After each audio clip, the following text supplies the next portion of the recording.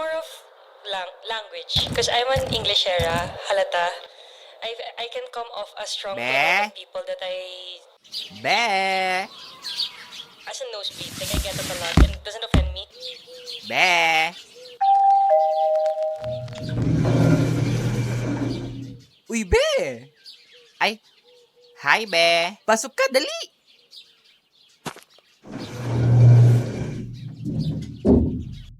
I feel like baka ma-overwhelm ka sa akin. And baka Uy, be, napadalaw ka. Be, pahiram ulit ako ng damit, please. May date kami ni Brownie. Ayan ka na naman, be. Yung last mo nahiram, nahawaan ako ng buni. Di ba pwedeng bumili ka na lang ng sarili mo? Excuse me? Binilan kita ng ointment. Quits lang tayo. Tsaka baka nakakalimutan mo. Yung pambili ko sana ng damit, inutang mo, remember? Ayan na naman siya. Huwag mo nang ipaalala, be. Nakalimutan ko na yon. Mamili ka. Magpapahiram o sisingilin ng utang.